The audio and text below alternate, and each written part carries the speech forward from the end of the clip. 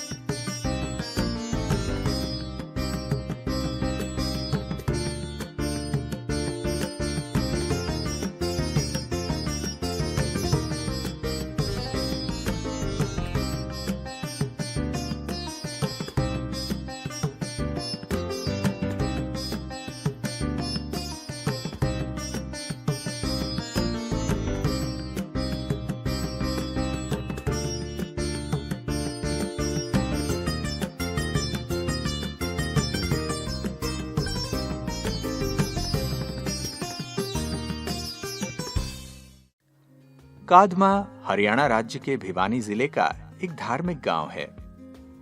कादमा ब्रह्मा कुमारी ईश्वरीय विश्वविद्यालय की मुख्य संचालिका हैं राजयोगिनी वसुधा बहन। आपका जन्म सन 1970 में हरियाणा राज्य के अंबाला में हुआ। बचपन से आप चित्रकला और खेलकूद में विशेष रुचि रखते थे। आप शांति, धैर्यता, नम्रता, सेवा भाव आदि गुणों से भरपूर हैं। आप मात्र 6 माह की उम्र में माता पिता के साथ ईश्वरीय ज्ञान के संपर्क में आए।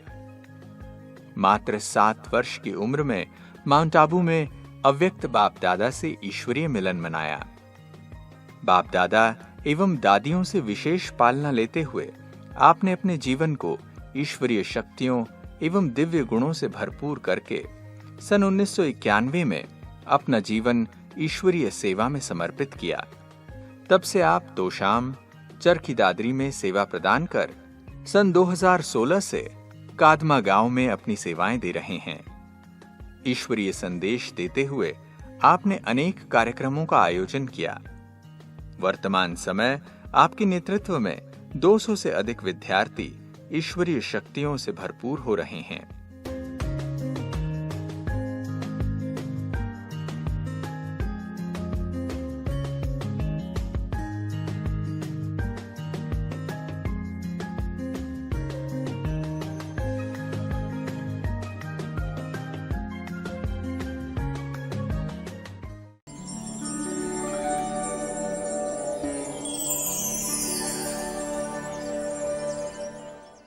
लौकिक जन्म के साथ ही मुझे अलौकिक और दिव्य परिवार का प्यार और सानिध्य प्राप्त हुआ। जब मैं मात्र 6 महीने की थी, लौकिक माता जी ने मुझे राजयोगिनी, महातपस्विनी, ममतामयी माँ आदरणीय अचल दीदी जी की गोद में दिया। इस वृत्तांत को आदरणीय अचल दीदी जी बहुत प्यार से सुनाते हुए अक्सर कहा करते थे, ये हमारे यज्ञ की गई हुई आत्मा वापस बाबा के घर में आ गई है। इस शरीर का ये नाम भी मुझे प्यारे बाबा के घर की ओर से मिला। आदरणीय दीदी जी लौकिक में सिलाई टीचर रहे। मुझे याद है जब मैं बहुत छोटी थी, उन्होंने अपने हाथ से कपड़ा कटिंग करके फ्रॉक सिलाई करके मुझे पहनाया। इतनी प्यार भरी पालना मुझे प्राप्त हुई, इसके लिए मुझे अपने आप पर गर्व है। चंडीगढ़ गवर्नमेंट स्कूल से मैंने प्रारंभिक शिक्षा प्राप्त की। बाद की शिक्षा MCM DAV कॉलेज से ली। पढ़ाई पढ़ते समय बाबा के साथ के बहुत अच्छे अनुभव रहे। एग्ज़ाम डेज में अक्सर करके चंडीगढ़ में भिन्न भिन्न कार्यक्रम भी हुआ करते थे। प्रोग्राम्स भी ज़रूर अटेंड करने होते थे, सेवा भी ज़रूरी करनी होती थी और पेपर में बाबा की मदद का अनुभव स्वतः ही होता था। अक्सर करके बाबा से ऐसी बात चलती थी, बाबा सेवा हम करेंगे, पेपर में आप मदद करेंगे। ऐसा बहुत बार होता था। हम पेपर में वो क्वेश्चन तैयार करके नहीं गए, वहाँ साइलेंस में बैठकर, शांति में बैठकर जब बाबा से कहते थे तो ऐसा लगता था हाथ हमारे काम कर रहे हैं, लेकिन बाबा अपनी प्रेरणा से लिखवा रहे हैं। और जब उस क्वेश्चन को हम पूरा लिख देते थे, बाद में जब उसको पढ़ते थे तो लगता था ये प्रश्न का उत्तर तो प्यारे बाबा ने ही लिखवाया है। ऐसी अनेक बार बाबा की मदद का अनुभव हमने अपने लाइफ में किया। सुंदर सुंदर अनुभव अपने जीवन में रहे। गेम्स में, स्किट में, चित्रकला में, स्पीच में, भिन्न भिन्न प्रोग्राम्स में जब हम पार्टिसिपेट करते, उसमें एप्रिसिएशन सर्टिफिकेट्स मिलते या मेडल्स मिलते, वो भी हम बड़े प्यार से, बड़े चाव से पहले सेंटर पर लेके आते। दीदी बहुत प्यार से उनको देखते और हमारा उमंग और उत्साह बढ़ाते। वो दिन भी बहुत प्यारे थे। इस तरह से सेंटर पर अलग अलग दीदियाँ, आदरणीय अचल दीदी जी, उत्तरा दीदी जी, आदरणीय भ्राता जी हमारा उमंग उत्साह बढ़ाते। चंडीगढ़ में जब भी कोई उत्सव होता, भट्टियाँ होती या दीदी जी के उपलक्ष्य में कोई प्रोग्राम होता, तो हम छोटे से बच्चे ये सोचा करते थे कि प्यारे बाबा के घर में हम कुछ ना कुछ छोटी ही गिफ्ट ज़रूर लेकर के जाएं। तो जो पॉकेट मनी मिलती थी, उससे प्यारे बाबा के घर के लिए प्यार से जो चीज़ लेकर के जाते थे, भले वो चीज़ छोटी होती थी, लेकिन हमारी खुशी का ठिकाना तो तब नहीं रहता था जब आदरणीय दीदी जी उस चीज़ के लिए हमें इतना प्रोत्साहित करते थे, इतनी उमंग देते थे। ऐसे में हमारा भी उमंग उत्साह बनता था प्यारे बाबा के घर के लिए कुछ ना कुछ करते रहने का।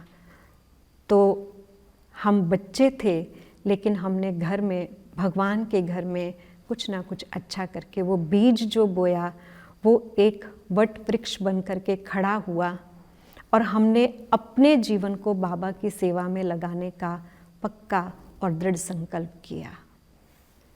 मैं जब सेकंड क्लास में पढ़ती थी, तब पहली बार चंडीगढ़ से दीदियों के साथ पांडव भवन प्यारे बाबा से मिलने के लिए गई।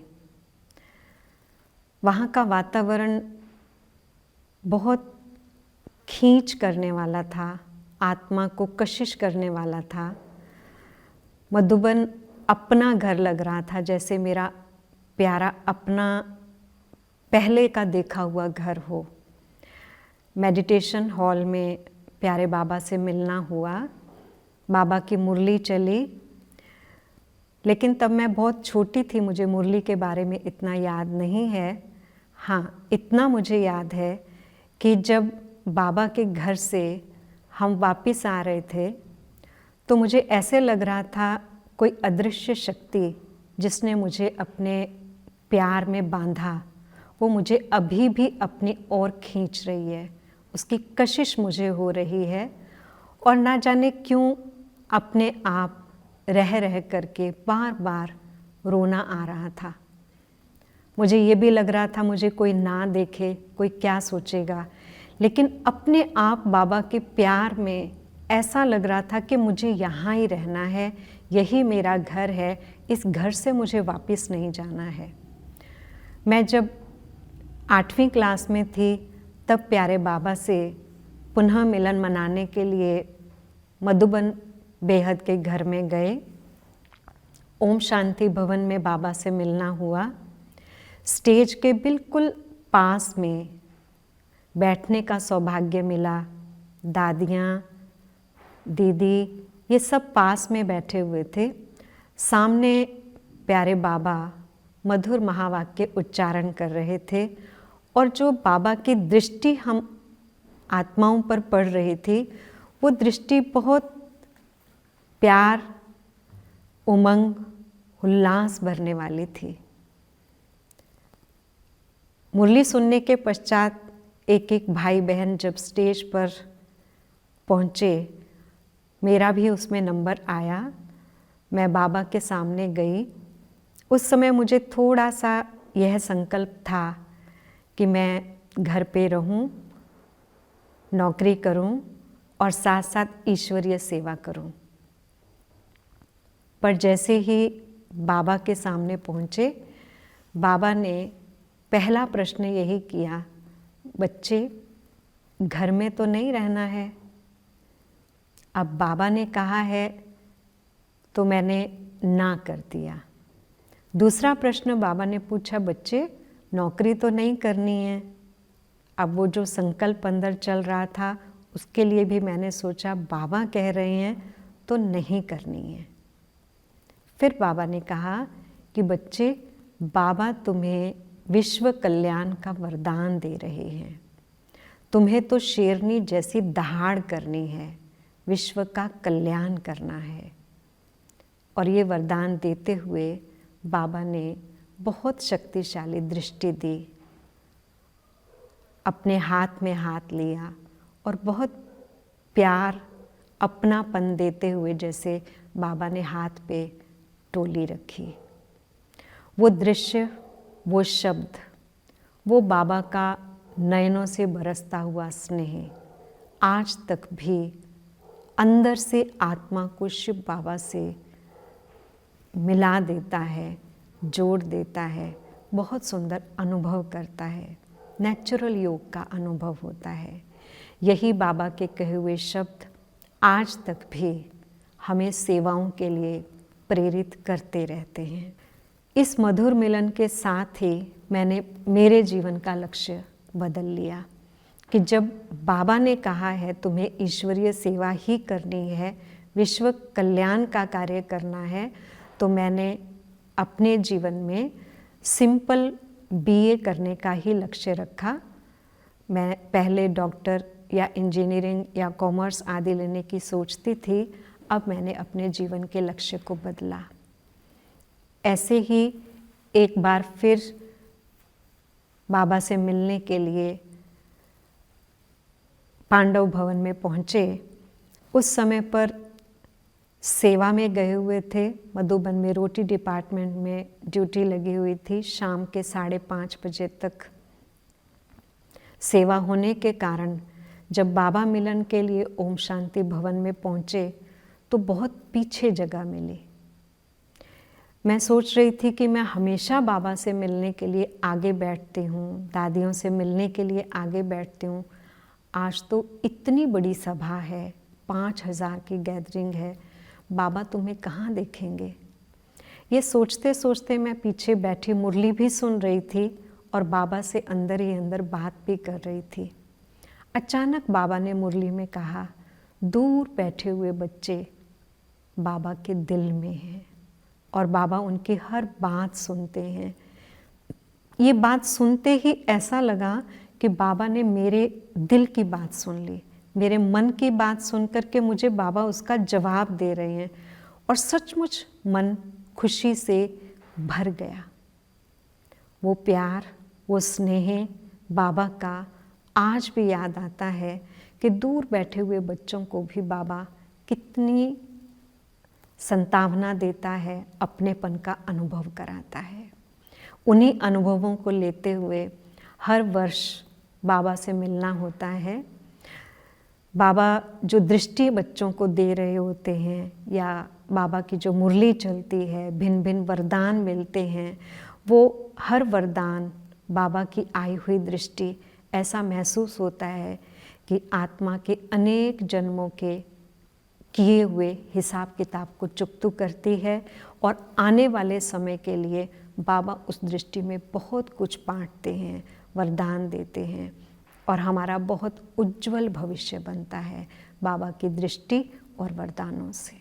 प्यारे बाबा के वरदान से और आदरणीय अचल दीदी जी ने जो हमें गाइडेंस दी, शिक्षा दी, उन्होंने जो करके दिखाया, उससे ये पक्का हुआ कि मुझे भी मेरा जीवन आदरणीय अचल दीदी जी, उत्तरा बहन जी जैसा बनाना है।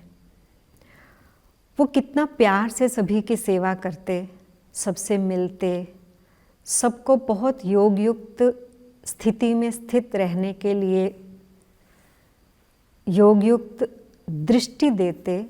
उनकी दृष्टि में जो पावर थी, शक्ति थी, वो जैसे जादुई शक्ति थी।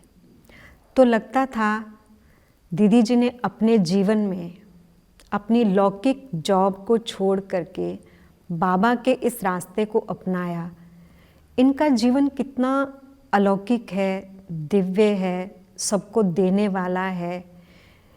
ये निरसंकल्प होकर बिना किसी स्वार्थ के सबको इतना देते रहते हैं। इनके पास कितना दुआओं का खजाना जमा है। क्यों ना मैं भी अपने जीवन को ऐसा ही बनाऊं। तो प्यारे बाबा के वरदान से और प्रैक्टिकल में आदरणीय दीदी जी के जीवन को देखते हुए हमने ये संकल्प किया और बचपन से ही चंडीगढ़ में जो भी मेले व प्रदर्शनियां होते, उनमें समझाने का मौका मिलता, एक एक चित्र को बहुत गहराई से देखना। चंडीगढ़ में 19 सेक्टर में पुराना म्यूज़ियम, जिसमें हर चित्र के नीचे लिखा हुआ होता शिव भगवानोवाच। उस एक एक स्लोगन को पढ़ना, दोहे को पढ़ना, ज्ञान के रहस्य को समझना और लगता इतना ऊंचा ज्ञान तो और कहीं हो ही नहीं सकता। तो ऐसा जीवन जिसमें सदा सदा सीखते चलें, ऐसा जीवन जो सदा औरों के लिए प्रेरणा स्रोत बने, उस जीवन के लिए मैंने आदरणीय दीदी जी के जीवन को देखते हुए ये फाइनल किया, ये निर्णय लिया कि मुझे भी आदर्श ब्रह्मा कुमारी बनना है, अपने जीवन में सदा सीखते हुए आगे बढ़ना है, ईश्वरीय सेवाओं में रहना है और अनेकों के जीवन का उद्धार करना है, कल्याण करना है। प्यारे बाबा के घर की सेवाएं बचपन से करने का इंटरेस्ट रहा। जब मैं लौकिक पढ़ाई भी करती थी, छुट्टियों के दिन होते थे, चाहे एक क्लास से दूसरी क्लास में ट्रांसफ़र होने के बीच में जो छुट्टियां होती थी या गर्मी की छुट्टियां होती थी, तो छुट्टी के पहले दिन ही सेंटर पर सेवाओं के लिए जाते थे और जब नेक्स्ट स्कूल में जाना होता था तो सेंटर से ही स्कूल जाते थे। जगह जगह आदरणीय अचल दीदी जी हमें सेवाओं के लिए भेजते, पंजाब में, हरियाणा में, हिमाचल में, भिन्न भिन्न सेवा केंद्रों पर सेवा करते, दीदियों से मिलते और अलग अलग तरह की सेवाओं के अनुभव होते। जब पढ़ाई पूरी हुई तो 4-5 दिन के अंदर ही हम दूसरे सेवा स्थान पर सेवा के लिए गए, क्योंकि बाबा ने लक्ष्य ही इतना ऊंचा दिया था, तुम्हें विश्व कल्याण का कार्य करना है। जब सेवाओं की बात आती है तो मुझे याद आता है, एक बार 12 ज्योतिर्लिंगम मेला ऑर्गेनाइज करना था। मुझे मम्मा की तरफ से ऐसा अनुभव हुआ जैसे मम्मा शिव शक्ति बन करके शिव बाबा का झंडा लेकर के आगे बढ़ रही हैं और उनके पीछे पीछे बहुत सारी शक्ति सेना है। ऐसे में मुझे अनुभव हुआ, मम्मा ने अपने हाथ से वो झंडा मेरे हाथ में दिया और मुझे कहा आगे चलो। और सचमुच में मुझे ऐसा अनुभव हुआ, उस मेले के द्वारा बाबा ने बहुत यूनिक सेवाएं करवाई। इस तरह से सेवाओं में कई अनुभव रहे। चाहे गांवों की सेवा है, स्कूलों की सेवा है, साधारण आत्माओं की सेवा है या विशेष आत्माओं की सेवा है, बाबा की छत्र छाया और शिक्षाओं में चलते हुए जब हम सेवा करते हैं तो निर्विघ्न सेवाएं आगे बढ़ती हैं, बड़ों की दुआएं मिलती हैं। ईश्वरीय सेवाओं और प्यारे बाबा के वरदान के साथ साथ हमारी दादियों का प्यार और छत्र छाया भी अनुपम रही, अद्वितीय रही। आज भी जब हम दादियों के संग के बारे में सोचती हूँ तो ऐसा लगता है कि हमारी एक एक दादी शिव बाबा के इस विशाल मंदिर की जीवंत मूर्तियाँ, चैतन्य मूर्तियाँ हैं। जब हम छोटे थे, दादियाँ जब चंडीगढ़ में आया करती थीं, तब दादियों के सानिध्य में रहने का सौभाग्य मिलता। कोई भी स्वागत सत्र होता, उसमें भाग लेते तो दादियों के बहुत नज़दीक आने का मौका मिलता। मनमोहिनी दीदी जी जो प्यार के मूर्ति थे, जो अपनापन देते थे, जो बाबा के प्यार को, दुलार को अनेक आत्माओं को देते, बाबा का वारिस बना देते। वो चंडीगढ़ में आए, उनके सामने मुझ आत्मा को आने का सौभाग्य प्राप्त हुआ। दीदी की वो दृष्टि, वो मुस्कुराहट और वो बोल प्यार भरे आज तक भी अंतर्मन को छू लेते हैं। इसी तरह से चंद्रमणि दादी जी जब भी आते, उनका हंसते हंसते बाबा की शिक्षाओं का देना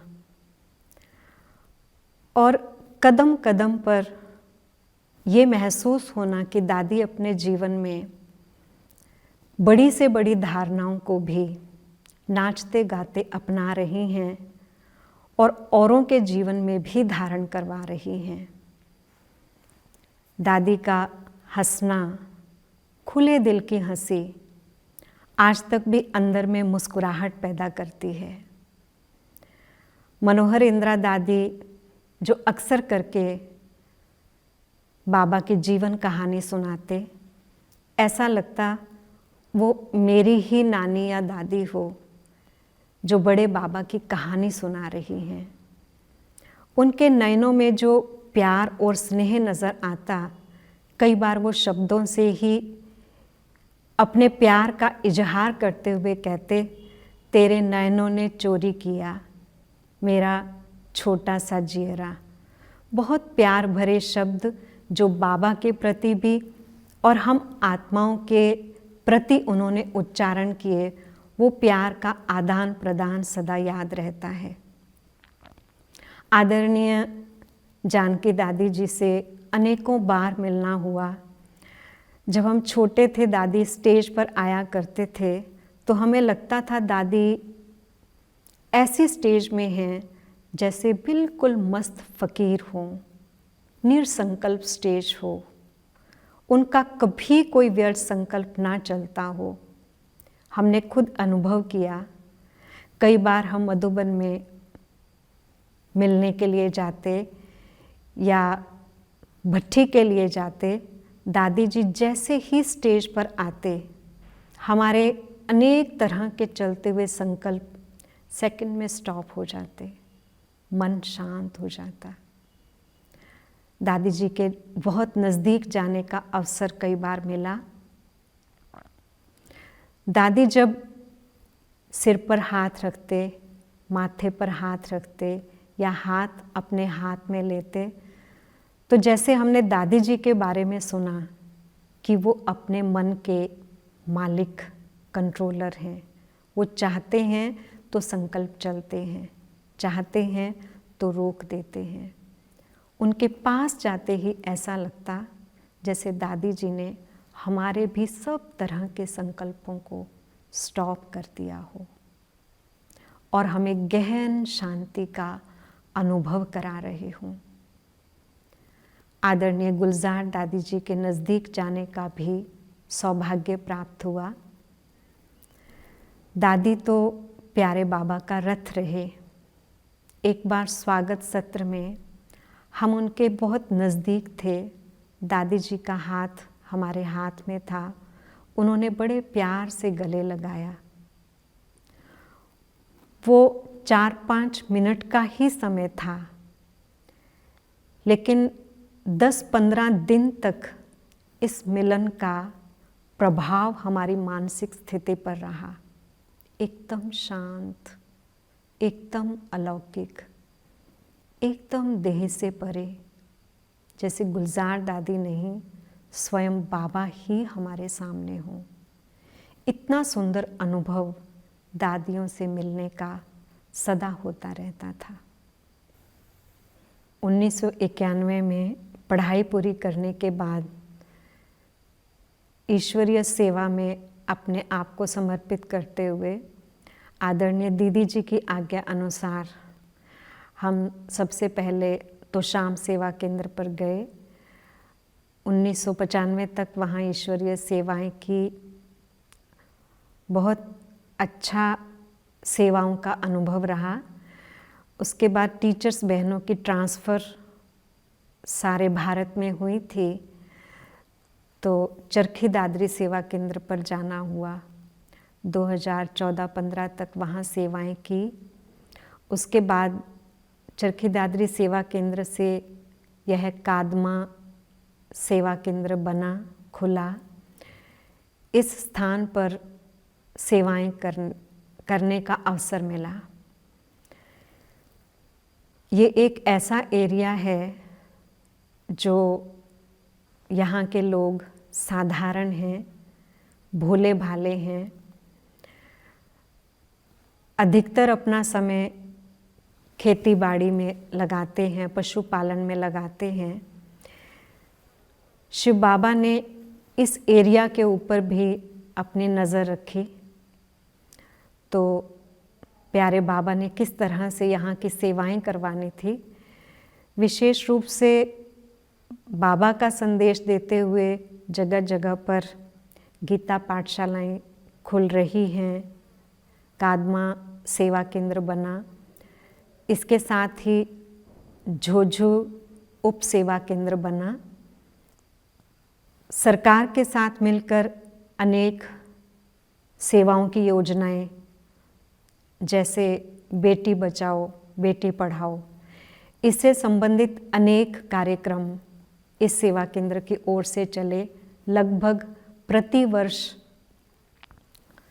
यहाँ से कनेक्टेड अनेक गांवों में जो 1 वर्ष की कन्या होती है, उसको सम्मानित करने का या उसकी बैंक बुक खोलने का, ये समाज सेवा का कार्य हमें अनेक घरों से जोड़ता है, अनेक माताओं को बाबा के नज़दीक लाता है, अनेक परिवारों को शिव बाबा का परिचय मिलता है।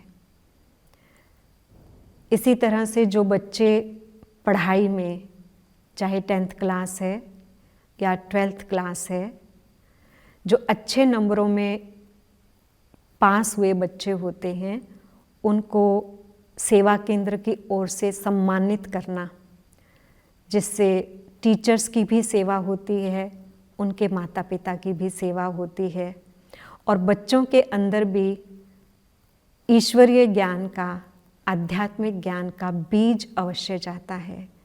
वो बच्चे जब भी हमें फिर मिलते हैं, वो उस दृष्टि से मिलते हैं कि दीदी ने हमें आगे की पढ़ाई के लिए प्रोत्साहित किया और उस समय की पढ़ाई के लिए प्रोत्साहन दिया था। इसी तरह से जल है तो कल है, इस कार्यक्रम के अंतर्गत भी हम भिन्न भिन्न कार्यक्रम अलग अलग गांवों में करते रहते हैं। इससे जो भी गांवों के सरपंच हैं, पंच हैं, उन सभी से मिलना होता है, उनको शिव बाबा का परिचय देना आसान हो जाता है।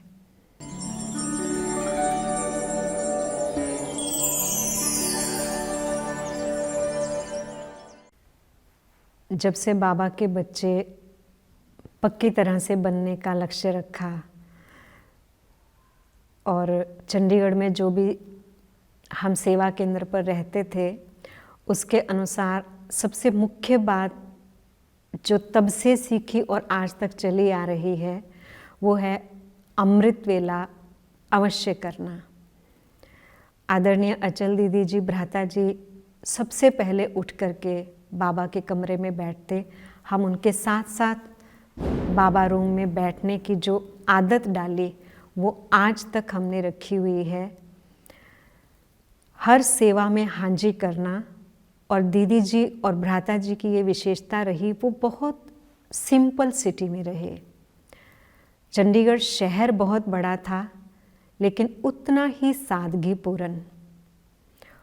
उनकी यही विशेषता आज हम अपने जीवन में भी अपना करके चल रहे हैं। और ज्ञान को बहुत गहराई से समझना। आदरणीय दीदी जी हमें मुरली का अध्ययन बहुत गहराई से कराते थे। पूरी की पूरी मुरली बहुत अच्छी तरह से रिवाइज करवाना, ये अचल दीदी जी की विशेषता रही।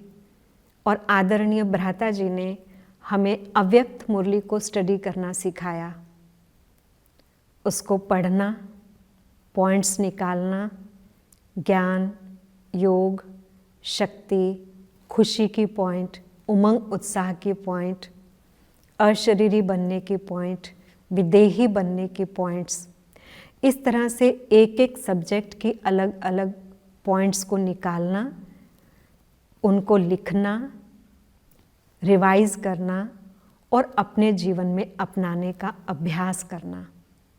इन सब के साथ साथ अपने आप को कहाँ तक हम अशरीरी, विदेही या बिंदु स्वरूप की स्टेज में ले जाते हैं, इस ओर बढ़ाना।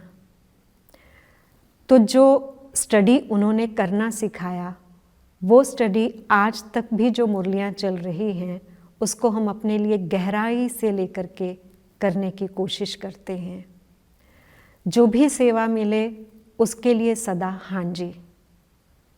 भ्राता जी अथवा दीदी यही सिखाया करते थे कि चाहे स्थूल सेवा हो चाहे सूक्ष्म सेवा हो, हर सेवा के बाबा हमें 100 नंबर देता है। यही सोचकर आज तक भी हम दोनों तरह की सेवा को करते हैं। तो ऐसा अनुभव होता है बाबा हर सेवा में हमें आगे बढ़ा रहा है और बढ़ाता ही रहेगा। वर्तमान समय में हमारा विशेष पुरुषार्थ यही रहता है कि हम सभी बहनें जो इकट्ठे रहती हैं, हम संगठित होकर के रहें, बहुत प्यार से रहें, कभी आपस में किसी भी बात में मन भारी ना हो। हम सबकी राय अलग हो सकती है, स्वभाव अलग हो सकता है, लेकिन हमें मिल कर के रहना है। और हर एक बहन में जो विशेषताएं हैं, जो क्वालिटीज़ हैं, जो गुण हैं, वो अपने गुणों को बाबा की सेवा में लगाएं और आगे बढ़ें। हर एक के आगे बढ़ने का फील्ड अपना अपना है, लेकिन हम सब एक मत होकर के चलें। हमारी दिनचर्या भी एक्यूरेट रहे, हम अपने आप को अंदर से अचल स्थिति में रखने की मेहनत करते रहें और बाहर की सेवाओं में भी हर बहन परफेक्ट बने। हर एक को मुरली स्टडी करना भी आए, योग की गहराई में जाना भी आए और बाहर की सेवाएं करना भी आए। इस बात पर विशेष अटेंशन रख कर के हम खुद भी चलते हैं और आपस में सभी बहनों को भी बताकर चलते हैं।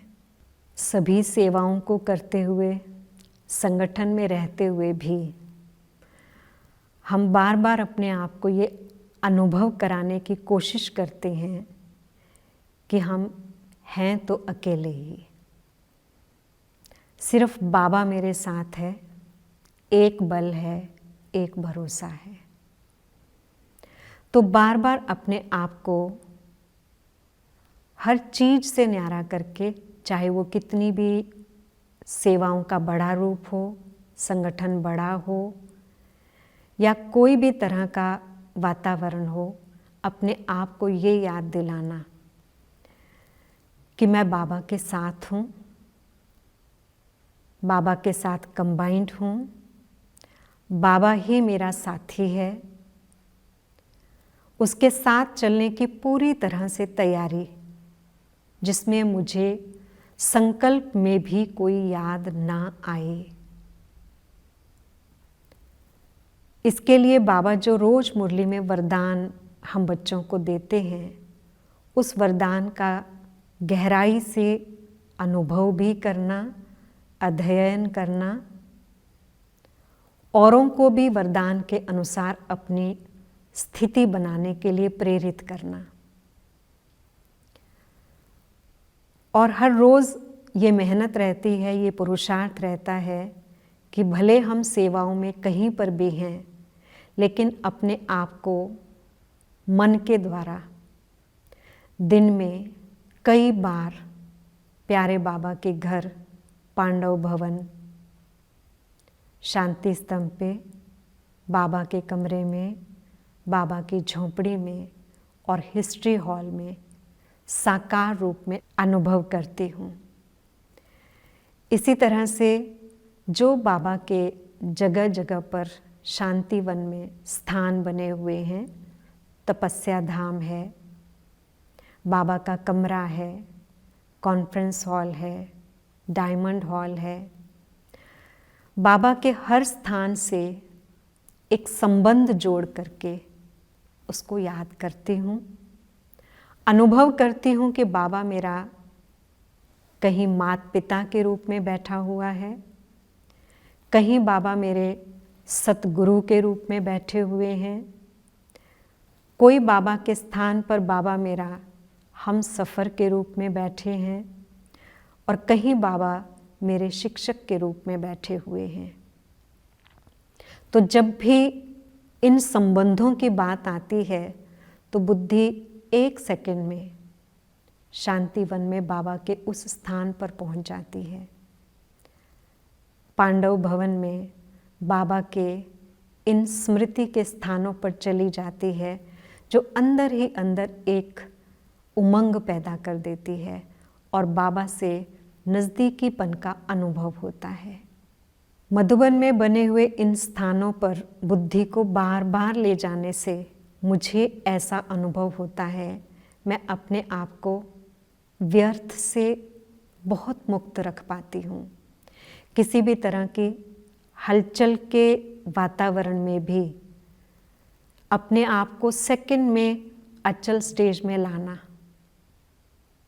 किसी भी बात को स्टॉप करना, कंट्रोलिंग पावर लाना और अपने में बाबा की लवलीनता का अनुभव करना, बाबा के प्यार में समाये रहने का अनुभव करना, इस पुरुषार्थ के साथ सेवाओं में, सेवा केंद्र पे बहनों के साथ, भाई बहनों के साथ रहते हुए अपने आप को ये अनुभव करवाना कि मुझे ऐसा पुरुषार्थ करना है जो मैं एक सेकंड में इन सब बातों से परे, उपराम, न्यारी होकर परम धाम, निर्वाण धाम, स्वीट साइलेंस होम वाली स्टेज में टिक जाऊं, स्थित हो जाऊं। मेरे संकल्पों के ऊपर अधिकार हो, कंट्रोल हो, सिवाय बाबा के और कुछ मेरा नहीं और कोई मेरा नहीं। मेरे दिल में बाबा, मेरे नयनों में बाबा। और बाबा बहुत प्यार से वतन से मुझ आत्मा का आवाहन करते हुए महसूस होते हैं। बाबा कब से जैसे बाहें फैलाए खड़े हैं, बच्चे, बाबा कब से आपका इंतज़ार कर रहा है, अब जल्दी चले आओ। ये आवाहन बाबा का जब मुझ आत्मा को सुनाई पड़ता है तो लगता है कि यहाँ तो हम सिर्फ कुछ देर के लिए ये सेवा का पार्ट ही प्ले कर रहे हैं। ये तो नाम मात्र है और ये सेवा भी हमें अशरीरी और निराकारी स्थिति बनाने में मदद करे, ऐसा हमारी सेवा का स्वरूप हो। अपने मन के ऊपर इतना कंट्रोल हो, अशरीरीपन की स्थिति पर इतना प्यार हो, अधिकार हो। यही अंतिम समय के लिए हमारा विशेष रूप से पुरुषार्थ रहता है कि बस अब चलना है, अब घर चलना है। दीदी जी के शब्द अब घर जाना है, मम्मा के शब्द हुक्म हुक्म चलाए रहा, हर घड़ी अंतिम घड़ी, वो शब्द बार बार कानों में गूंजते हैं। प्रकाशमणि दादी जी अक्सर कहा करते थे, अब चलना है, अब प्रकृति जीत और माया जीत बनना है। मुझे याद है प्रकाशमणि दादी जी अव्यक्त होने से कुछ समय पहले टीचर्स बहनों की भट्ठी में डायमंड हॉल में स्टेज पर आए और उन्होंने स्टेज पर आकर कुछ शब्द नहीं बोला, लेकिन उनके वाइब्रेशंस, उनके हाव भाव हमें ये बता रहे थे कि दादी हम सभी को अपने दिल में समाना चाहती हैं और दादी हमें बहुत प्यार करती है। दादी दोनों बाहें खोलकर हम सब बहनों को अपने हृदय में समा चुकी हैं। वो उनका वो प्यार भरा दृश्य आज भी आँखों के आगे घूमता है और लगता है वतन में आज भी दादी हमारा आवाहन कर रही हैं। क्यों ना हम भी ऐसी कर्मातीत स्टेज, माया जीत स्टेज, प्रकृति जीत स्टेज को जल्दी ही प्राप्त कर लें। उसके लिए हम उनके नक्शे कदम पर चलते रहें। अपने प्यारे मीठे ब्राह्मण परिवार से, क्योंकि हम सब आपस में भाई बहन हैं, तो हमें लगता है समय बहुत कम है। समय को ध्यान पर रखते हुए हम सब अपनी उपराम स्थिति को अपनाएं। तपस्वी जीवन, योगी जीवन, ज्ञानी तो आत्मा वाला जीवन, जिसमें मेरा सब कुछ सफल हो, बाबा की सेवा में लगे। एक संकल्प, एक सेकंड भी जिसमें हमारा व्यर्थ ना जाए, साधारण ना हो, इतना अपने ऊपर गहराई से ध्यान देना है, अटेंशन रखना है। बाबा के जो हम सब बच्चों के लिए महावाक्य हैं, बच्चे जल्दी से संपन्न और संपूर्ण बनकर मेरे पास आ जाओ। बाबा कब से बच्चों का इंतज़ार कर रहा है। तो हम सब बच्चे भी प्यारे बाबा, प्यारी मम्मा की शिक्षाओं को अपने जीवन में अपनाते हुए, भले सेवाओं में हम सभी बिजी हैं, लेकिन सेवाएं करते हुए भी मन बाबा के पास है, बुद्धि बाबा के पास है, भाव और भावनाएं बाबा से जुड़े हुए हैं। वृत्ति और वायुमंडल, वाइब्रेशंस, हर चीज़ में अव्यक्ति भाव है, अशरीरीपन की स्टेज है। ऐसी स्थिति हम अपनी बनाएं जो हमें ये ना लगे कि किसी भी कारण से हमारा समय वेस्ट जा रहा है, बर्बाद हो रहा है। तो अंतिम समय में हम सब एक एक सेकंड को सफल करते हुए अपने जीवन को संपन्नता, संपूर्णता की ओर ले जाएं। विश्व के कल्याणकारी बनकर एक एक आत्मा को सकाश भी देते चलें, वाइब्रेशन भी देते चलें। सर्व आत्माओं के दुखों को हरने वाला बने, सबको भगवान से जोड़ने वाला बने, सबको वास्तविक सुख की प्राप्ति कराने वाला मुझे बनना है। ऐसा संकल्प लेकर के हम चलते रहें। ये संगम युग के अंतिम समय में बाबा के हम सभी के प्रति प्रेरणा भरे शब्द हैं, वाणी है। इसको अपने जीवन में लाते हुए संगम हीरे तुल्य है। मेरे अंदर में उठने वाला एक एक विचार, एक एक संकल्प, एक एक भाव और एक एक भावना जो पैदा होती है वो हर एक का भला ही करे, कल्याण करे, उनको शिव बाबा का सच्चा बच्चा बनाए। बाबा के पास जो भी आत्माएं आती हैं वो बाबा से ऐसा वर्षा लेने के लायक बने जो वो बच्चे वारिस बन जाएं। यही संदेश हर भाई बहन के लिए है, पूरे ब्राह्मण परिवार के लिए है।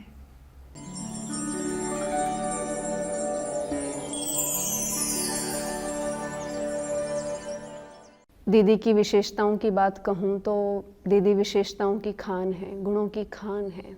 मेरा बाबा से प्यार तो पहले था, लेकिन योग में कैसे बैठना है, योग में अलग अलग अनुभूतियाँ कैसे करनी है, वो मैंने दीदी जी से सीखा।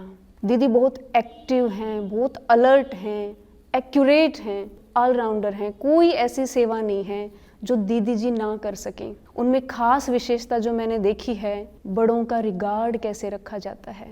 तो बालकपन और मालिकपन का जो बैलेंस है वो मैंने उनमें देखा है। वसुधा बहन ने यहाँ गांव में शांति का प्रचार किया, युवाओं के उत्थान का कार्य किया, युवाओं में एक नई ऊर्जा का संचार किया, जिससे आज युवा एक भटकी हुई राह से अच्छी राह के ऊपर आता हुआ दोबारा दिखाई दे रहा है। बहन जी ने यहाँ नशा मुक्ति का अभियान चलाया, जिससे युवा दीदी की बात सुनकर बहुत ज़्यादा प्रेरित हुए और तकरीबन युवाओं ने नशा से दूर होने की दीदी के सामने कस्में खाई हैं। और दीदी ने बेटी बचाओ बेटी पढ़ाओ अभियान चलाया यहाँ पूरे गांव में, और यहाँ पे नज़दीक जितने भी गांव इस सेंटर के लगते हैं। अभी मैं दीदी से मिलता हूँ तो दीदी से मुझे इतना सीखने को मिलता है कि वो मेरे बिजनेस में बहुत काम आता है, लौकिक बिजनेस में भी और अलौकिक लाइफ में भी। और हमने बाबा को तो साकार बाबा को नहीं देखा, लेकिन साकार बाबा के रूप में दीदी को देखा। दीदी के अंदर वो उमंग उत्साह, दीदी के अंदर वो गंभीरता, वो प्यार, वो स्नेह, वो पालना देने की भावना, पालना देने की कला, वो सारी चीज़ें दीदी ने हम में भी वो सारी चीज़ें भरी, और वो चीज़ें हमें अपनी लौकिक लाइफ में भी काम आई। दीदी में बड़ों के लिए जो प्यार है, रिस्पेक्ट है, उनके दिल में उनके लिए जो भावना है, वो बहुत उनके अंदर जैसे कूट कूट के भरी हुई है। वो बड़ों के आगे जैसे अपने आप को एक छोटा सा बच्चा समझ के चलते हैं, उनकी आज्ञाओं को अपनी सिर आँखों पे रखते हैं, उनके सामने हमेशा हाँ जी, आज तक भी हमेशा हाँ जी करते हो, चाहे कुछ भी कहें, काम चाहे छोटा हो या बड़ा हो, हर सेवा के लिए हाँ जी। और हम सबको मिलके चलना सिखाना, संगठन को एक बना के रखना, ये दीदी में बहुत अच्छे से संस्कार है। बहन जी के अंदर सबसे बड़ी शांति, जो ओम शांति का नाम दिया है, वो उनमें कूट कूट कर भरा हुआ है।